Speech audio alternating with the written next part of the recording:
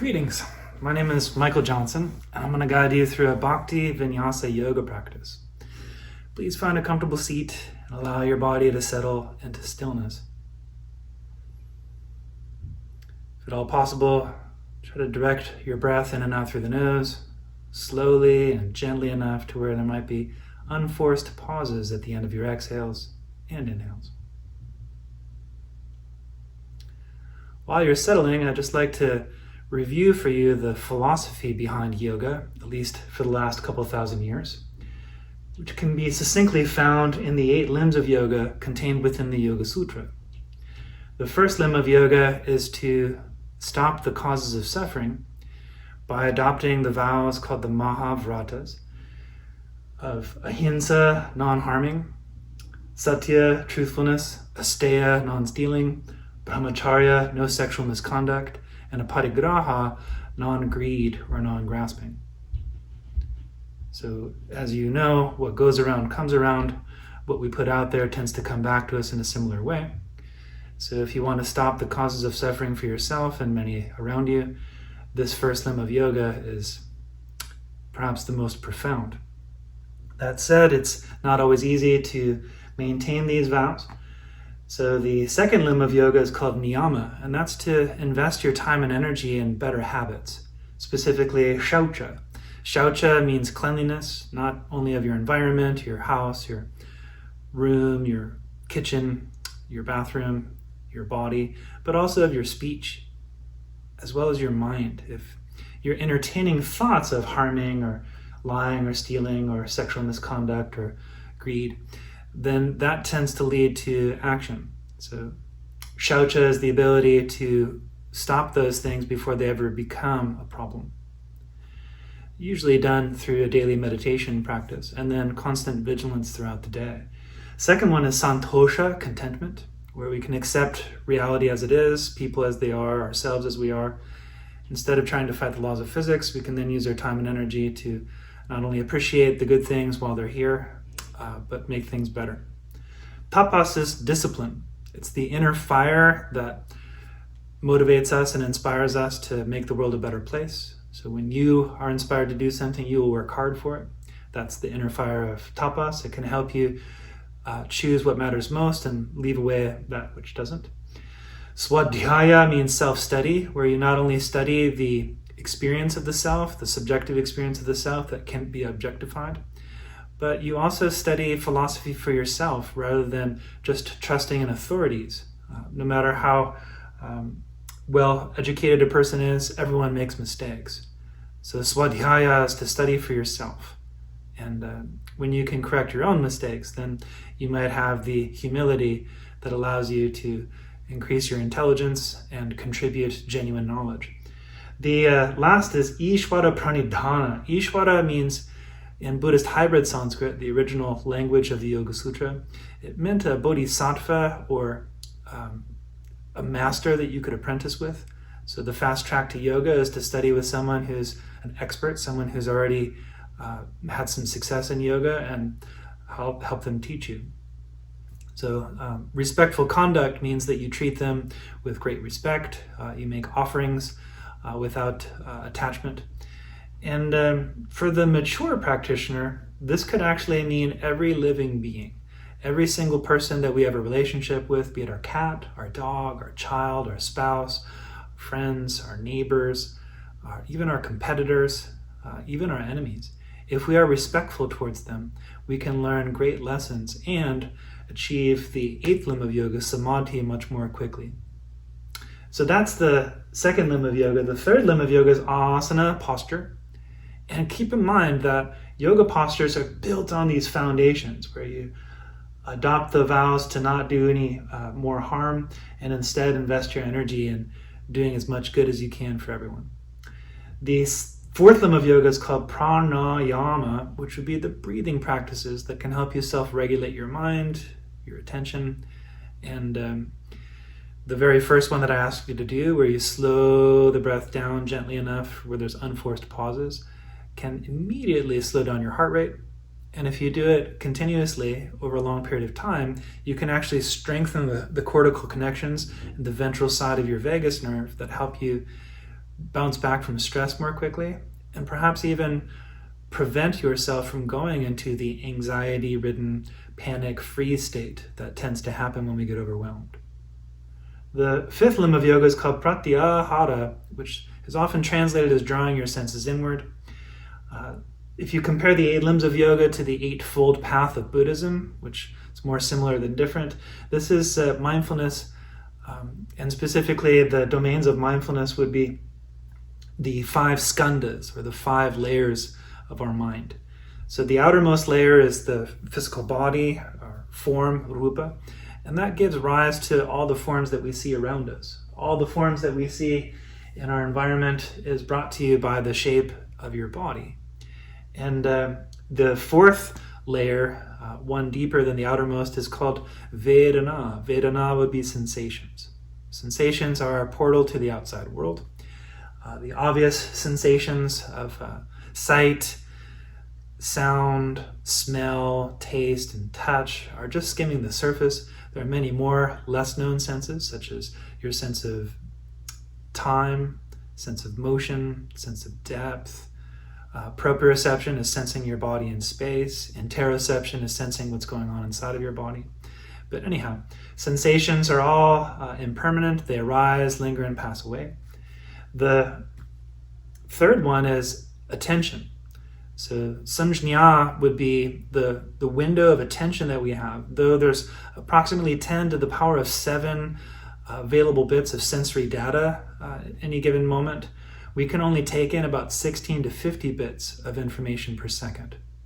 So your attention can be scattered, or it can be stable, clear, and calm, but it can only take in so much at a given moment. Then comes sanskara. So the 4th, or the 2nd layer is called sanskara, which means impressions. So every experience that you've ever had has left an impression in your mind, and that shapes the way you see the world, creates the lens through which you see everything. Thoughts are just one example of impressions, sanskaras, and that layer is basically whether or not you are happy, flourishing, or sad and suffering, has a lot to do with the current state of your impressions. So some of which you had no choice in the matter of, but you aren't helpless. Like a gardener can garden their garden over time, pulling weeds and planting seeds and nourishing the ones they want to grow, you can take the impressions that you have and make it into a beautiful place that allows you not only to see more clearly, but to improve the world that you see as well. And to do this, you want to go to the deepest most layer called Vinyāsa, or consciousness. Consciousness is the subject state of mind behind every observation. It's a unchanging feature in any of our experiences. The subject state of mind is like a mirror in that it doesn't get permanently shaped by whatever it experiences. Rather, it just reflects whatever we put in front of it.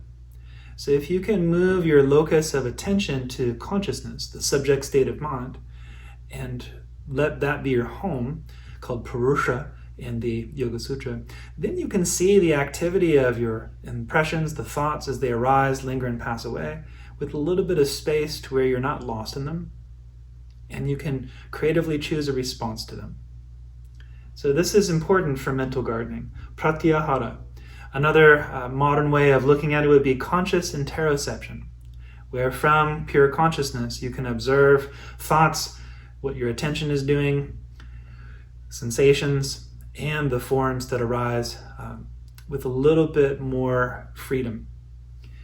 The 6th limb of yoga is called dharma, and this is where you train your attention to be stable, clear, calm, and one-pointed. Though your attention can go back and forth between 2 objects at the same time, there's a great loss of clarity when this happens. So if you're practicing meditation and focusing on your breath and thinking of something else, though you can do that, the clarity of either of those objects is diminished. If you do 3 or 4, even more so. If you try to do 5, they all just blur together. So one-pointed concentration allows you to have clarity. And whenever you're focusing one-pointedly on a single object, the 7th limb of yoga is always implied. It's the ability to maintain that one-pointed concentration in a continuous flow. So dhyana, or sometimes called jhana in Pali, would be the absorption that allows you to pierce through illusions about a particular object and see a little bit more clearly what's going on over time.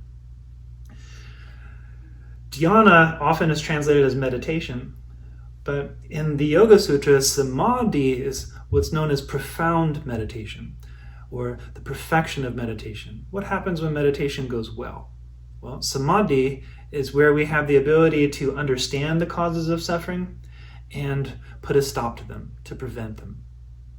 So in order to do this, the gardening tool that we'll need will be these insights from what's called insight meditation, a translation of Vipassana or Vipassana, the main meditation technique mentioned in the second chapter of the Yogasūtra. So the first insight of insight meditation is anitya. Anything that is real, anything that is not an illusion, is impermanent.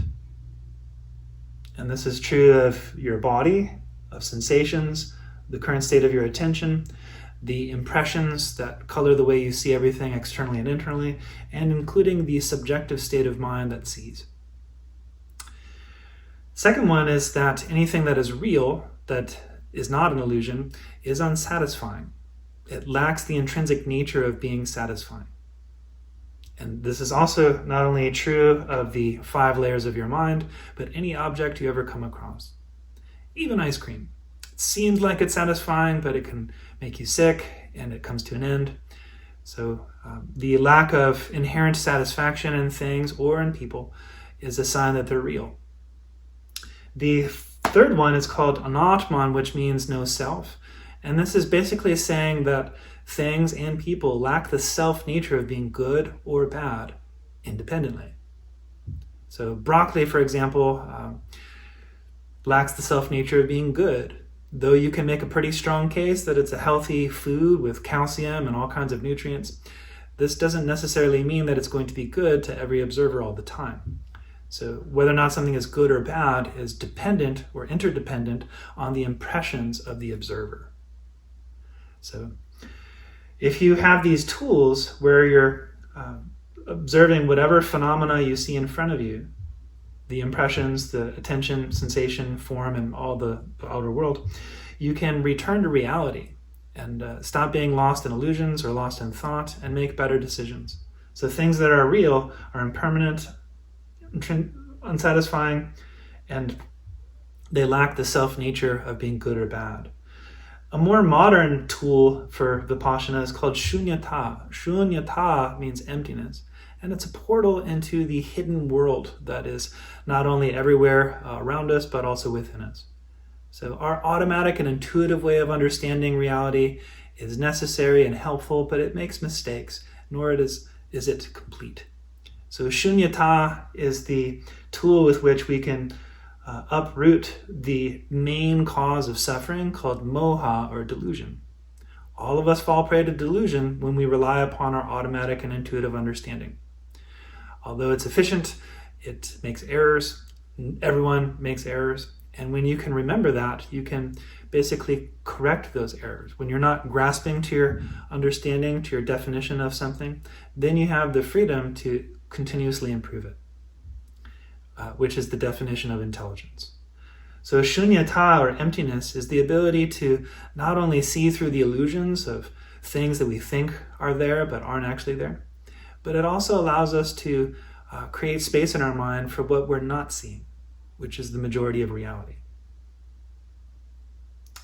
The 3 causes of suffering, called the 3 poisons, would be moha, delusion, krodha, anger, and lobha, greed. So anger is basically an instinct that we all feel whenever someone is unfairly or harmful to us. We just automatically want to do the same thing back to them. It's called tit for tat. Do unto others as they've done to us. That instinct is pretty strong. But as Gandhi was quoted saying, an eye for an eye makes the whole world blind, or 2 wrongs don't make a right. If you want to see an end to suffering, following your instincts like that, however satisfying that might be in the immediate term, it often brings more suffering to everyone involved. So the antidote here would be to understand that that's the case, and look at the ability that you have to feel that desire and choose otherwise. So the antidote to anger would be patience, kshanti, and compassion, karuna. So patience, dictionary definition, is to bear injury and insult calmly without complaint. And compassion would be to help, to console, to protect. And if you can't help someone, at least don't get in their way or harm them. So though you might feel anger, anger is impermanent. Anger will not bring the satisfaction that it thinks it will. And it's not necessarily good or bad from its own side. So through emptiness, you can transform your automatic habits towards anger, towards patience and compassion, just like a gardener can transform their garden. The third one is lobha, greed. So again, whenever we get triggered, we feel this tendency to cling and to grasp, and a sense of selfishness that gets inflated. So even though that's the path of least resistance for all of us, it can be overcome with time to the opposite, which would be selflessness or generosity. So if you understand that yourself is in all of your relationships, the only reason why you're enjoying the quality of life that you are used to is because you support other people and other people support you, then it would be a return to reality that allows you to care for others. And one of the best ways you can do this is through generosity. When you combine shunyata with generosity, you can start to give without grasping to results. And the more you give, the more you help others, the more they tend to give back to you. So if you want to increase wealth for yourself and others, practice generosity in a way that doesn't deplete you, and without strings attached, and just watch what happens. So that's Vipassana meditation in a nutshell. Here's a diagram of chakras. So chakras would just be a mental map that you can use to refer to several domains of your being. For example, Muladhara would be your sense of survival, safety, where you live, your tribe, your community. The Swadhisthana would be your ability to regulate your own emotions. You need about 3 times as positive to negative in order to be in a good space where you're creative and at your best. And then the Manipura here in the lower back, abdomen region would be your sense of self. Having a healthy sense of self means that you're confident and humble, as well as eager to help, not to harm. The heart chakra region would be a reminder for your relationships. And all of your relationships, every single one of them, it's just between you and that person, and you can only be responsible for your half the relationship. And that should be empowering as well as non-overwhelming. And then with the Vishuddha chakra here in the throat or the brain stem, this would be your ability to purify communication, say what you mean what you say, listen carefully, ask important questions. And then lastly here is the Ajna chakra, right behind the eyes, where the seat of consciousness is reported by most people. And this allows us to see our seeing, become aware of our awareness, and that would be what allows us to observe thoughts without being lost in them, to make better decisions. Okay. So that's yoga philosophy in a nutshell. To put it into practice, I'm going to invite you to sing this mantra with me. This mantra is the 33rd sutra of the first chapter. Maitri karuna muditopekshanam sukha punya vishayanam bhavana tash chitta prasadanam. I found it so useful I tattooed it to my right arm. So for a pure mind, if you want to practice respectful conduct towards all beings, then here's a strategy that will help you succeed. When people are well, cultivate loving kindness. When people are unwell, compassion. When people are doing good, appreciation. And when people are doing bad, equanimity or patience. This one practice can allow you to overcome all the obstacles to meditation and have healthy relationships with yourself and everyone else. So feel free to sing along. If you're not up to singing, you can just breathe deeply and listen. But if you do attempt to sing, you should probably get it by the 4th time. Maitri karuna mudito pekshanam punya punya shayanam bhavana taschitta prasaranam maitri karuna mudito ekshanam sukha punya punya vishayanam bhavana taschitta prasaranam maitri karuna mudito ekshanam sukha punya punya vishayanam bhavana taschitta prasaranam maitri karuna mudito ekshanam sukha punya punya vishayanam bhavana taschitta prasaranam. Please begin Ujjayi Pranayama, a technique where you again breathe in and out through the nose exclusively and make a whispering sound at the back of your throat that resembles the ocean. It sounds like this.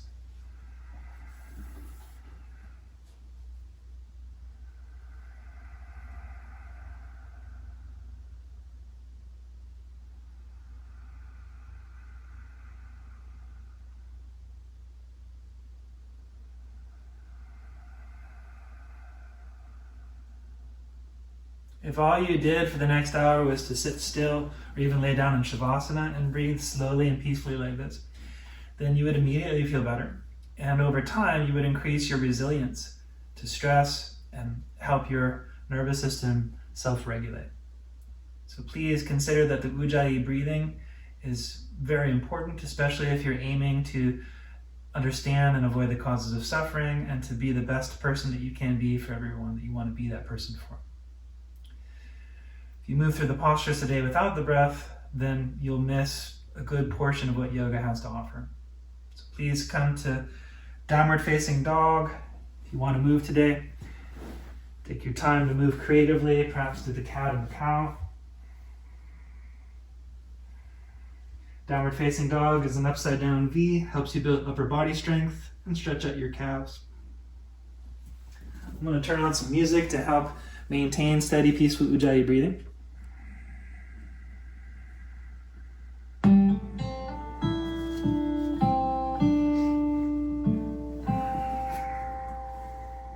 Feel free to walk your dog by bending one knee at a time. And shorten your dog if you want to put less weight in your hands and your shoulders.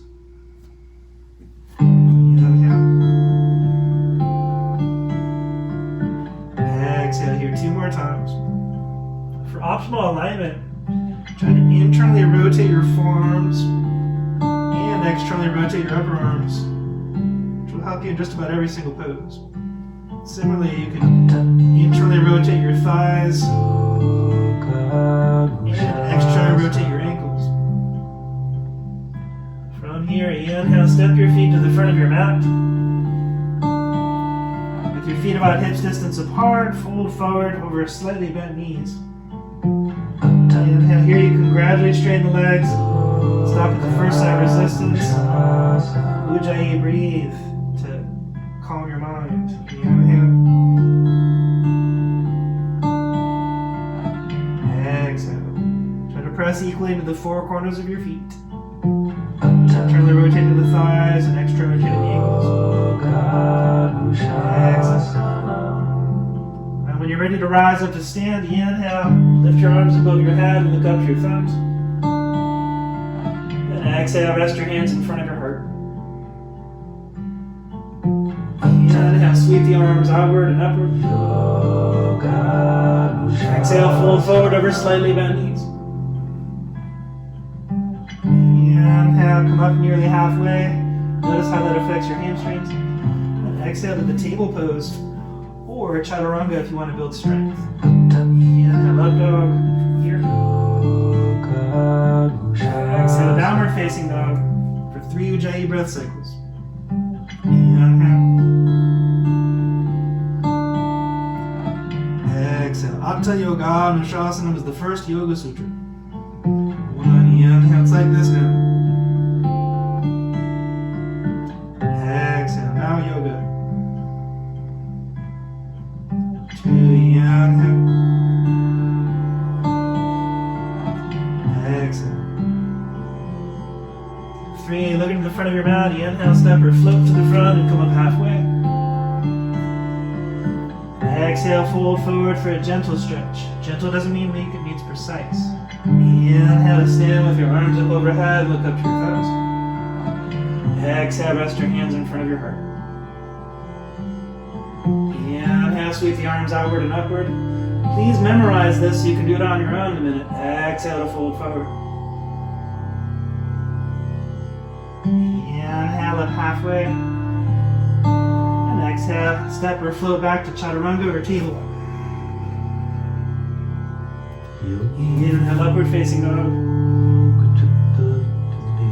Exhale, downward facing dog. Hold here for 3 Ujjayi breath cycles. Inhale. Exhale. 1, inhale. To align the pelvis optimally in every pose, try going between the cat and the cow to somewhere between the cat tilt and the cow tilt. You'll feel the best experience in every pose. 3, as you inhale, step or float to the front of your mat, coming up halfway or handstand. Exhale, fold forward. Inhale to stand with your arms up overhead, look up to your thumbs. Exhale, rest your hands. Please take it over on your own as soon as you know it. Inhales lead you toward the sky. And exhales towards the earth. Inhale. Exhale. Inhale. Exhale. 3 breaths here. Inhale. You can always step your feet closer and wider, closer to your hands and wider than your mat. What's called the downward facing bulldog. 1, inhale. This allows you to stretch your legs in a different area, but less weight in your wrists and shoulders. 2, inhale. Exhale. 3, inhale.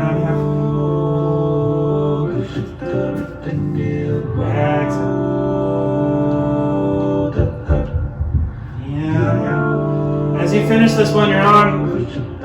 Exhale, take yourself through 1 or 2 more on your own to the rhythm of your breath, perhaps even with your eyes closed.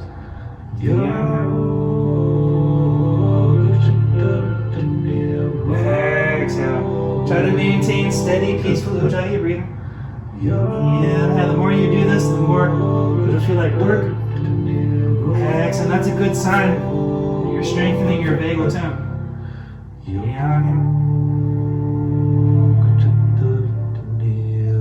Exhale. Of course, you can rest in child's pose or shavasana, whatever you need. And go back to normal breathing if you have to. Exhale.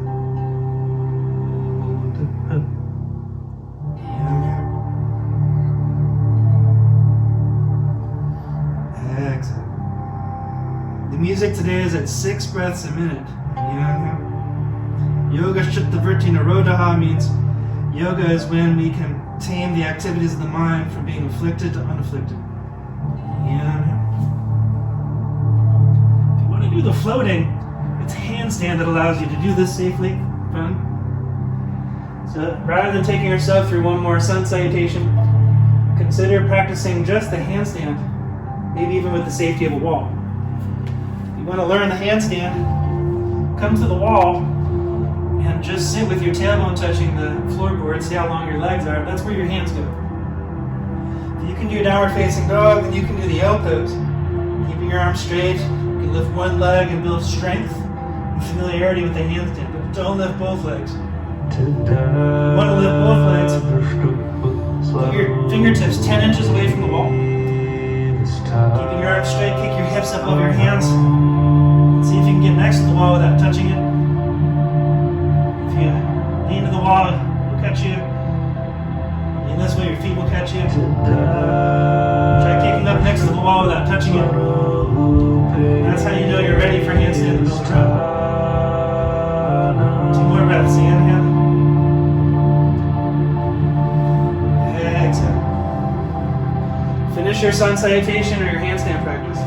And then we'll all meet up in front of the mat in a standing pose called Vinyāsa, the candle flame. Candle flame is where you're standing a few inches taller than normal. Exhale. Strengthening your feet, calves, and ankles. Exhale.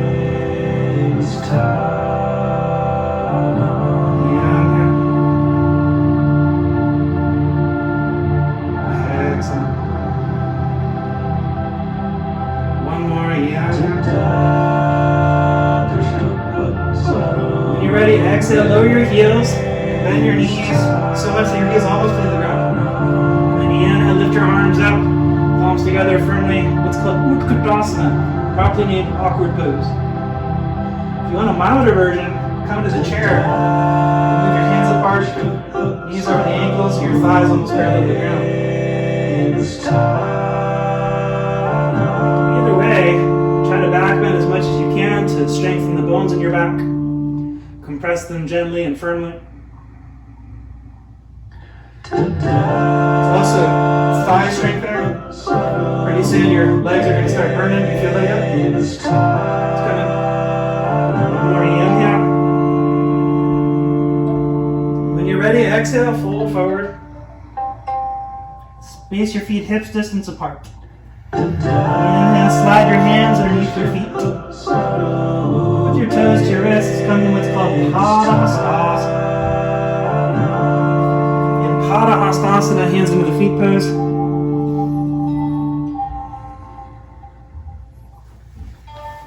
Try to press into the big toe mounds by internally rotating the thighs.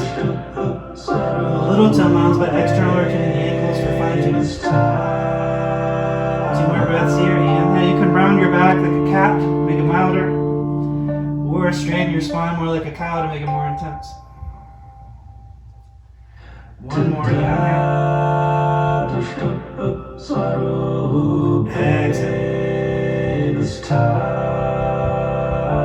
From here, inhale, come up about halfway. Then flip your palms down by externally rotating the upper arms and step on the backs of your hands. Padahastasana B. Inhale.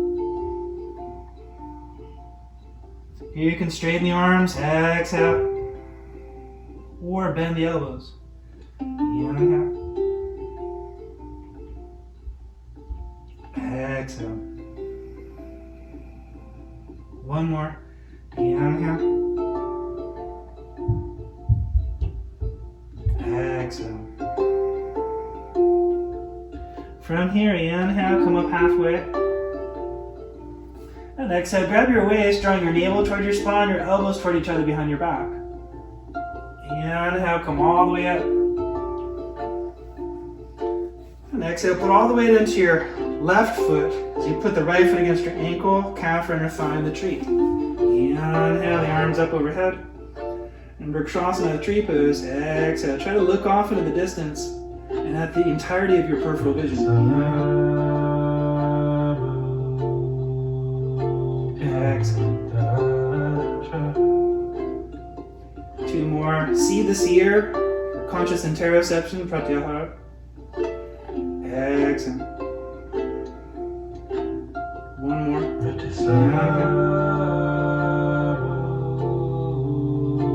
Exhale. inhale. Come into warrior 3 by bending your left knee and leaning forward. You can make it milder by moving your hands out to the airplane. 3 more, inhale. Exhale, more intense by pressing your palms together. 2 more, inhale. Exhale. 1 more, inhale. Exhale. From here, bend your left knee and step back into a warrior 2 stance, a heel to arch alignment stance. Inhale. Lift your hands a little higher than your shoulders. And exhale, equally distribute the weight between your 2 feet as you bend your left knee 90 degrees. 3 more, inhale. Exhale.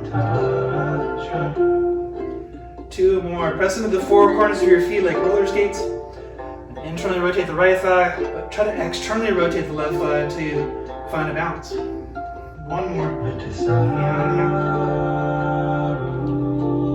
This is a strengthening pose. Exhale, so it should feel like your body is burning. 4. Inhale, straighten your left leg and shorten your stance.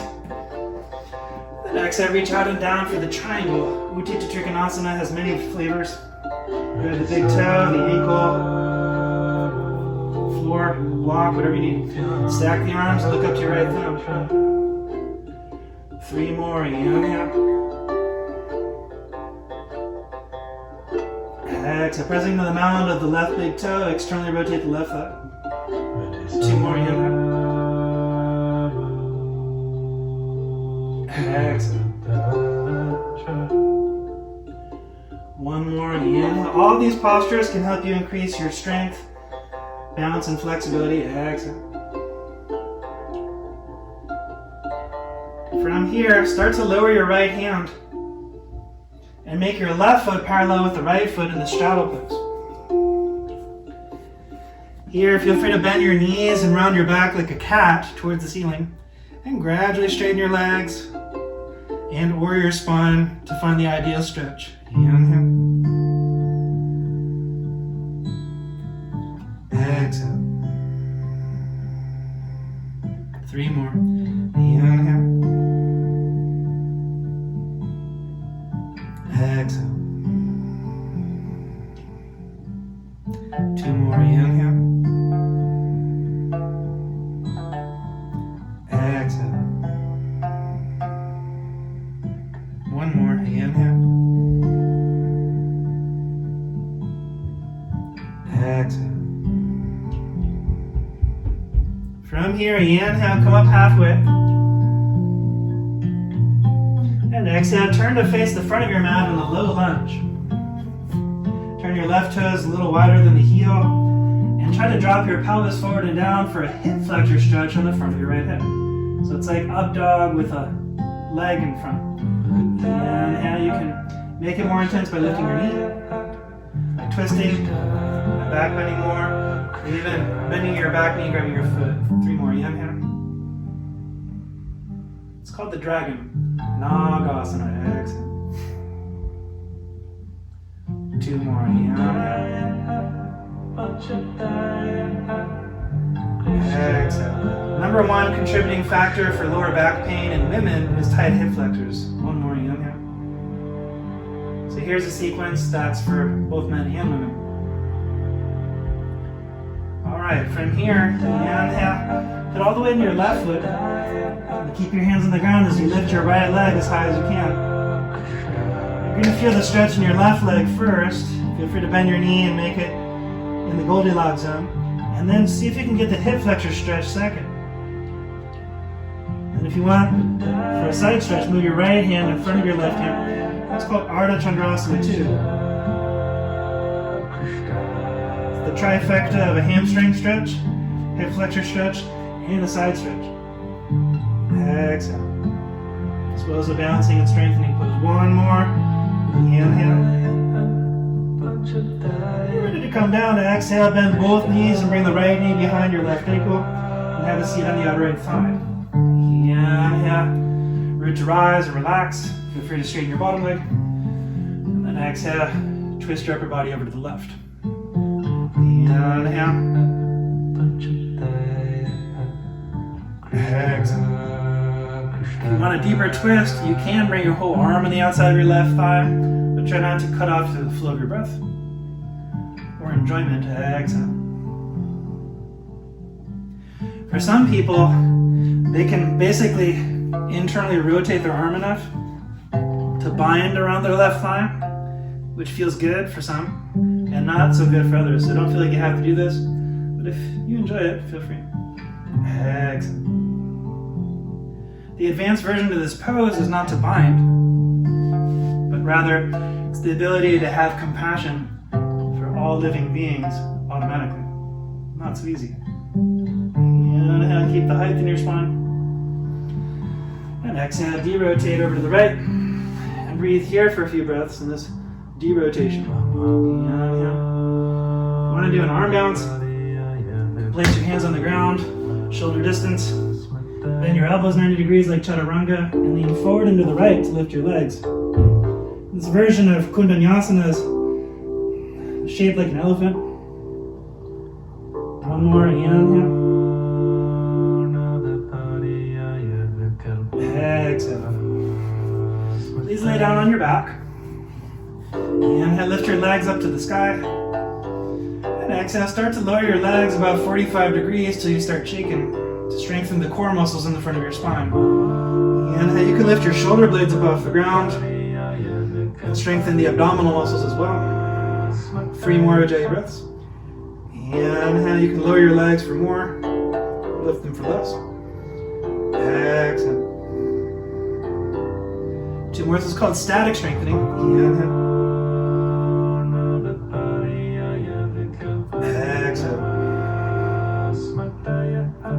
1 more. Inhale. This builds the type of core muscles that have stamina and endurance, the kind that you want for long car rides, sitting for long periods of time. All right, now Shavasana. Breathe however you need to breathe. Ujjayi, breathe when you can. Settle into stillness.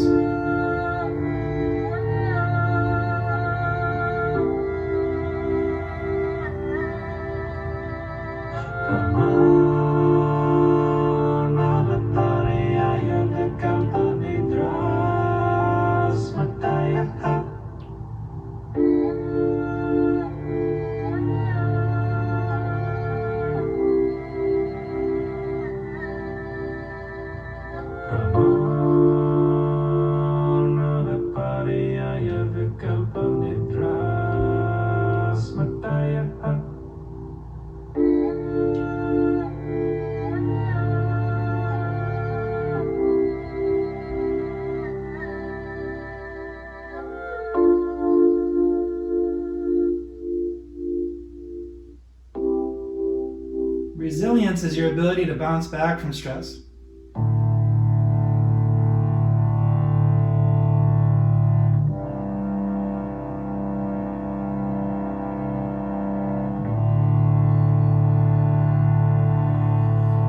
And to see your potential for resilience, stillness is very, very necessary.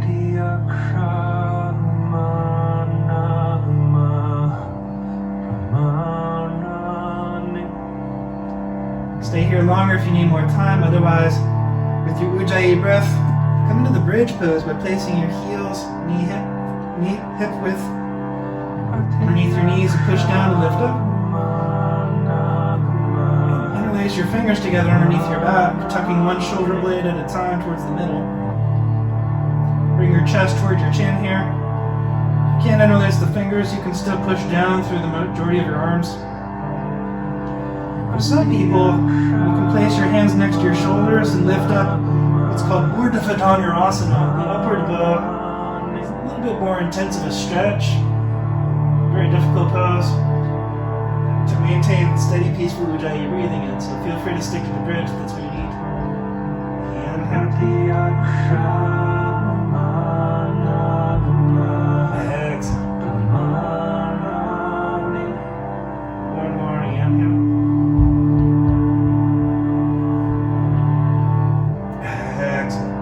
Come down softly. Inhale, let your back melt into the mat. So place your hands on your knees, make circles with your knees to gently massage your back.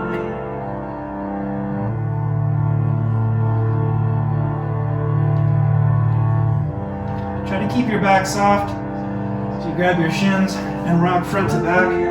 Coming all the way up to stand at the front of your mat 3 times in a row. It's called rock and roll. A whole bunch of studies say if you can do this 3 times in a row, it increases your chances of living another 10 years by 50% if you're over 50. The front of your mat, put all the way to the right foot. Left foot against the ankle, calf, and the inner thighs. So you lift your arms in the tree pose. Practice drishti, the gazing technique. Enjoy your breathing. And bandha, where you bind your attention within the shape of your body for optimal alignment. 2 more. Inhale. Exhale. 1 more. Inhale. The advanced version of a tree is to imagine what it's like to be a tree. Exhale. Now for warrior 3, inhale, lean forward. If you're to do the milder airplane, bend knees for full-on warrior 3 with your palms together. 3 more. Inhale. Try to keep your left hip the same height as your right hip or even a little bit higher. 2 more. Inhale. Vira means courageous. Bhadra means nice person. Exhale. 1 more. Inhale. Warrior is not a great translation. Vata means warrior, but Virabhadrasana means courageous, nice person posture. From here, go ahead and come into Virabhadrasana 2. Exhale. Find your footing. 1, inhale. Exhale. 2, inhale. To practice the golden rule continuously and uninterruptedly requires courage and a lot of niceness. 1 more. Inhale. Exhale. From here, inhale, shorten your stance, straighten your left leg. And then exhale, reach out and down for the triangle, any flavor. Look up to your left thumb. Inhale. Exhale. 3 more. Inhale.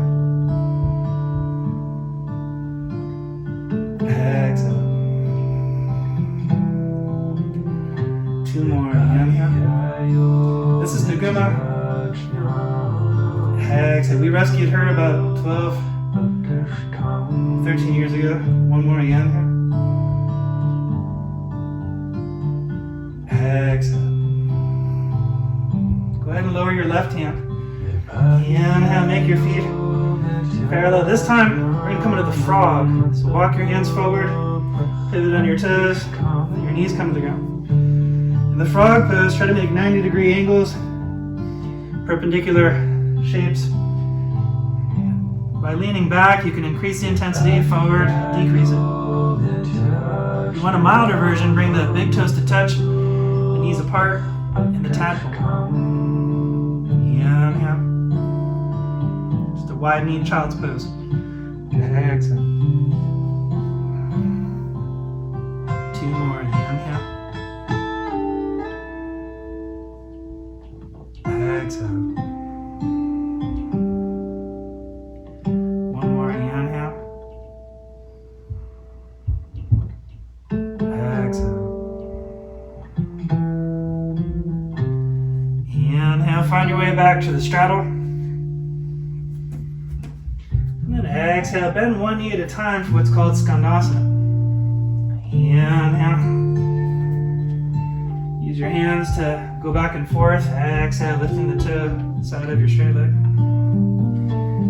And remember the skandhas are the 5 layers. From consciousness to impressions, tension, sensation, form. From here, go ahead and come into the dragon. Any flavor of the dragon.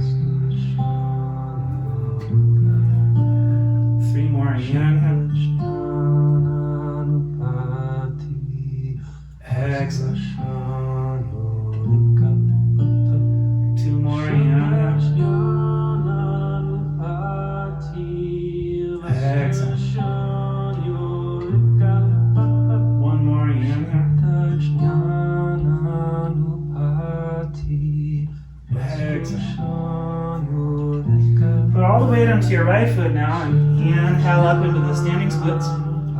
Noticing where you feel the resistance first, perhaps the right leg. See if you can share the gentle stretch with the right leg and the left hip flexors. And if you want the trifecta, move your left fingertips in front of the right fingertips. This version of half moon. Inhale. Exhale. One more, inhale.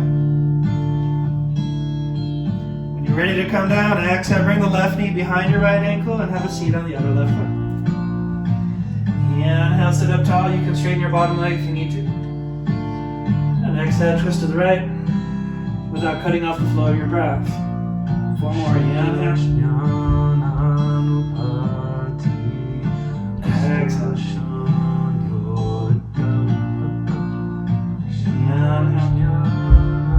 Pose is named after Matsyendra. Exhale, who also went by the name Avalokiteshvara. Two more, inhale, or Kuan Yin, the Bodhisattva of compassion. Exhale. One more, inhale. Exhale. From here, inhale, start to derotate and hang out here. Or you straighten your leg, place your hands on the ground, come to this arm balance. Inhale, leaning forward and to the left to compensate for the weight of your legs.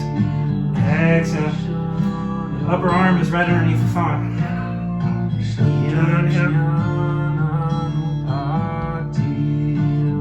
Exhale. One more. Inhale. When you're ready, exhale, come to face the back of your mat on your belly. What's called Shalabhasana. Inhale, lift your legs and lift your arms to strengthen your back. And try to lift your inner thighs a little higher than your outer thighs. Three more, inhale. Reach your fingertips back towards your heels. Exhale. Two more, inhale. The majority of your core muscles exhale on the back side of your body. One more, inhale. So static strengthening is where you just use your own body weight. Hold till you meet exhaustion. When you're ready to rest, turn your head to one side. Pick a pillow with your hands to rest your forehead symmetrically upon. Ujjayi, breathe if you can.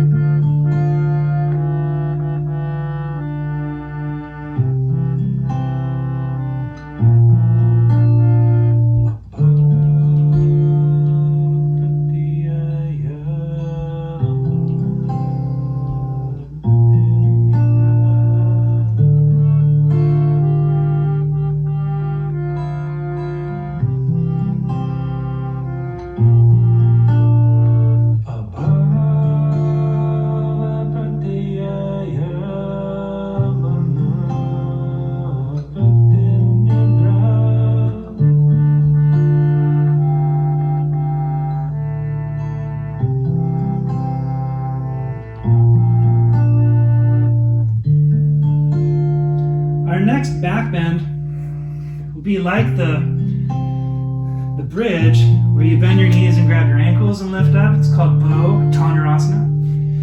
If you want, you could do something similar on your shins, where you place your palms on your SI joints, called Ustrasana of the camel. This will provide a little bit more back support. If you don't need it, you can grab the heels, and you don't have to lower your head back in the camel, although you're welcome to. 4 more Ujjayi breaths, inhale. If you want to do a more advanced pose, you can do the scorpion from handstand by standing one arm's length away from the wall. Melting your heart towards your thumbs. Once you have all the way in your hands, you can bend your knees and bring your feet towards your head. 2 more, inhale.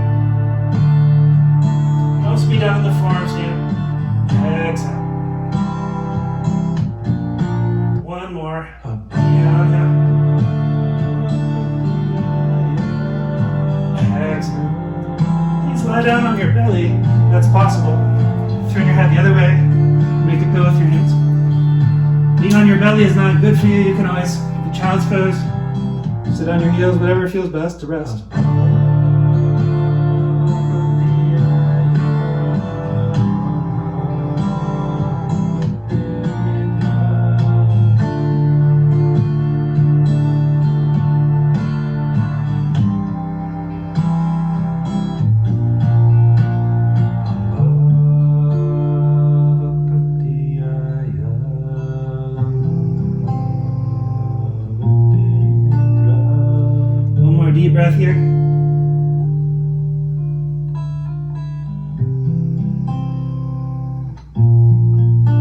roll over onto your back.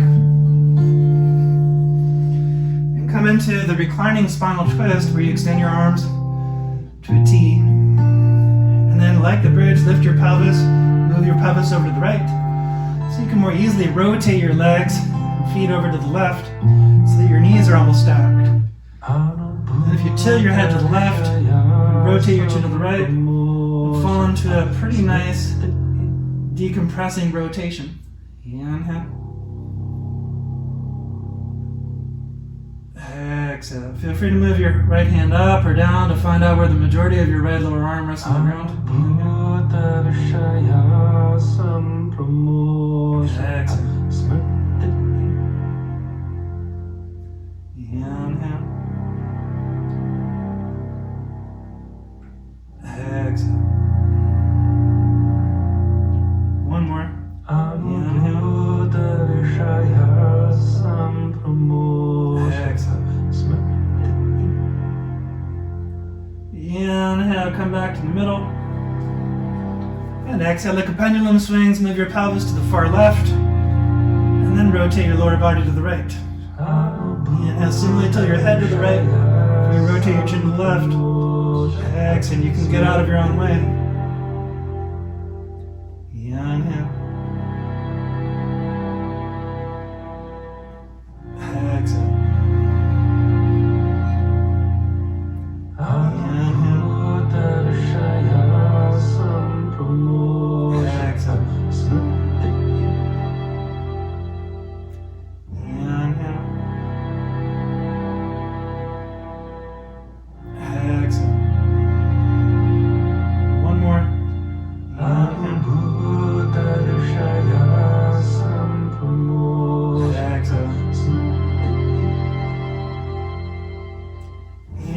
Come back to the middle.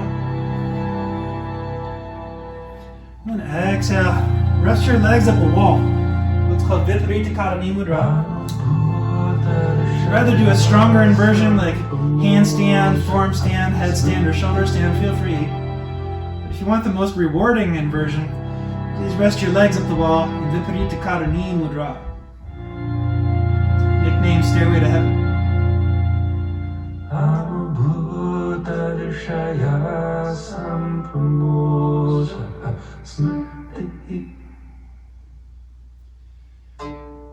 The activities of the mind that need to be tamed, mentioned in the Yogasūtra, are correct perception, pramana, misperception, vipariyaya, imagination, vikalpa, sleep, nidra, and memory, smrtaya.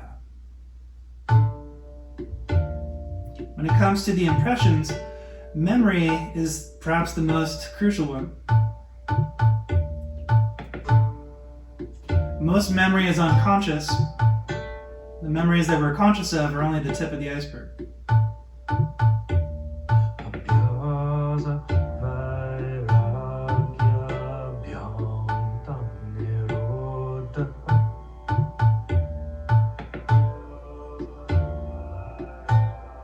The way that we tame these activities of the mind is through a combination of practice, abhyasa, and non-attachment vairagya.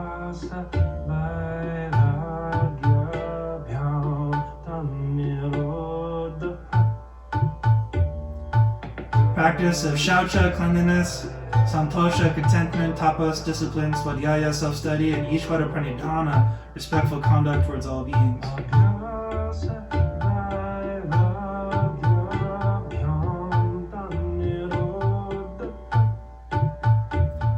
Non-attachment will feel the desire to do harm, lie, steal, cheat, and hoard, but choose otherwise. Practice the golden rule instead.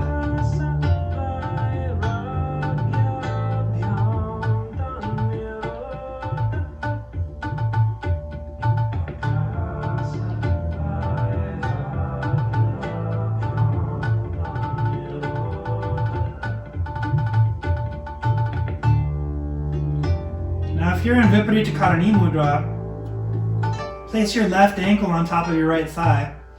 Try to let the tailbone rest on the ground, and then bend your right leg a little bit at a time, and you feel a nice stretch here in the deep left hip, called swan on the wall. Here you can flex the left foot if need be, or point the foot, externally rotate or internally rotate for fine tuning. Try to find a nice stretch that you can breathe comfortably with. It isn't too intense.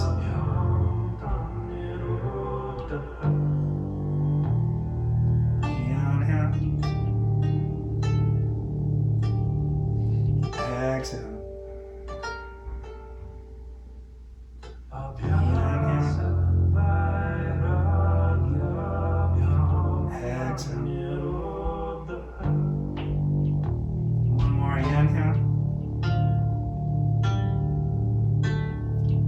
Exhale. Go ahead and release your legs. Inhale. And switch sides at your leisure. Exhale. Inhale. Exhale. Inhale. In order for a practice to become continuous and helpful, it needs to be done over a long period of time. Dirghakala. It needs to be done without interruption. Narantaya. It also needs to be done accurately. Satkara. And with your whole heart. Asevito. That's how you build a strong habit. It makes the best way to be the path of least resistance.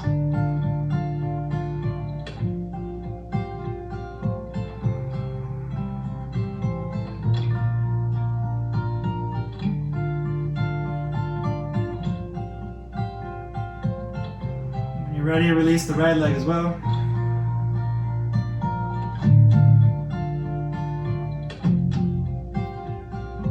It's now time for the main event of our practice, Shavasana. So I was saying, if you want to see the potential for resilience that your body and mind have, now's your chance to be still.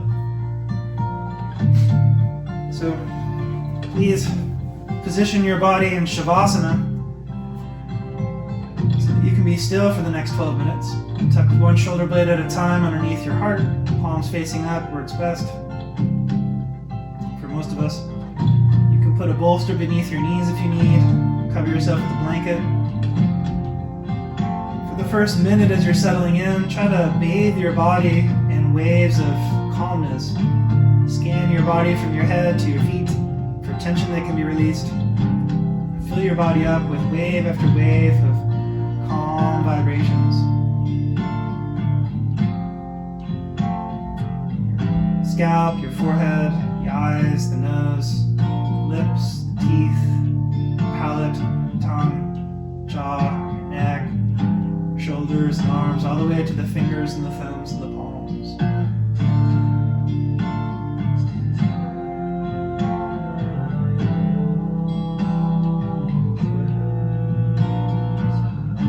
Waves of calmness, chest, upper back, the abdomen, pelvis, and the legs, all the way down to the soles of your feet.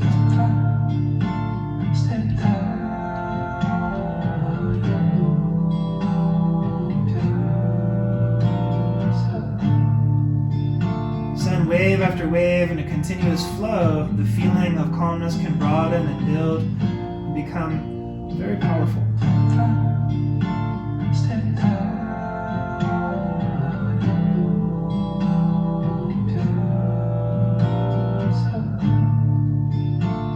Before you let go, consider sending waves of compassion, kindness toward yourself and everyone.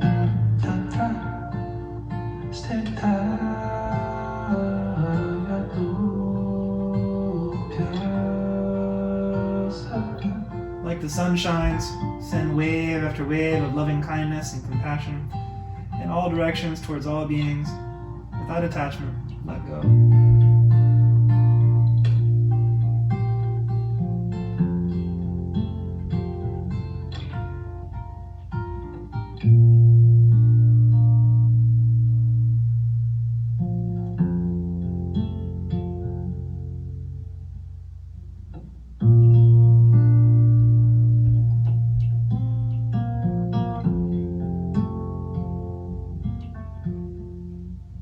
Satu dirghakala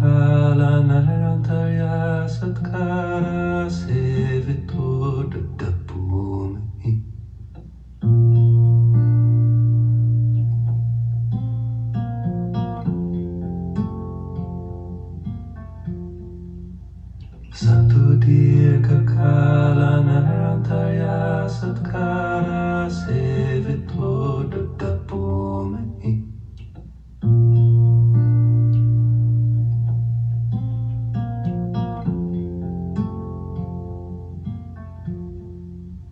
Satudhirgakala narantaya satkara sevito dadapomahi.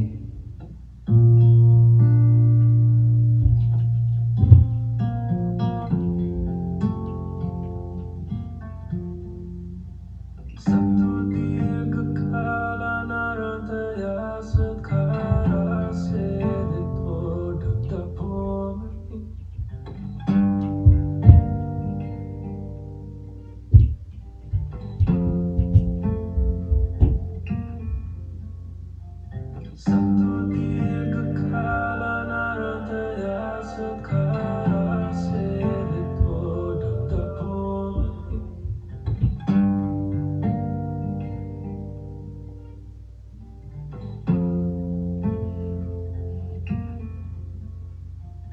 Satudhirgakala narantaya satkara sevito dadapomahi.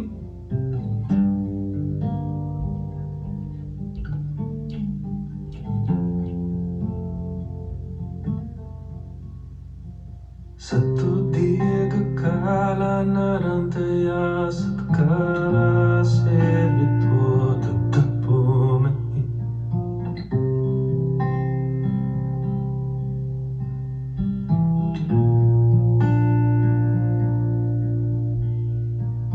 Satudhirgakala narantaya satkara sevito dadapomahi.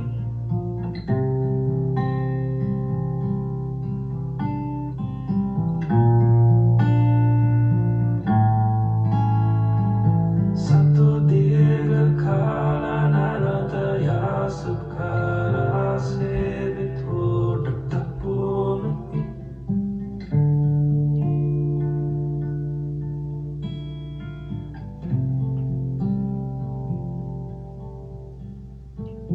Satudhirgakala narantaya satkara sevito dadapomahi.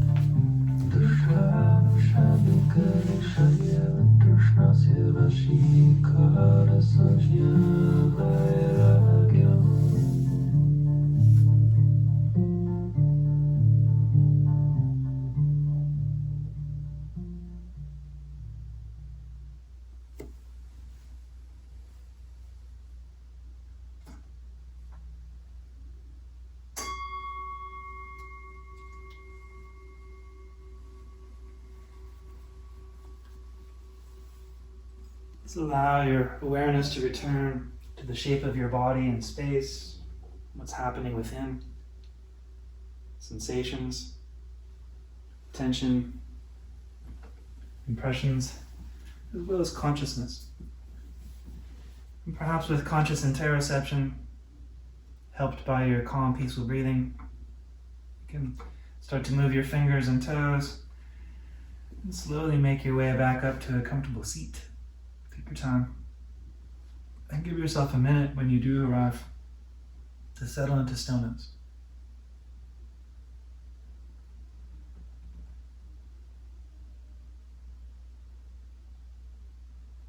Yoga in action can be thought of as the niyama, shaucha, santosha, or shaucha, cleanliness, santosha, contentment.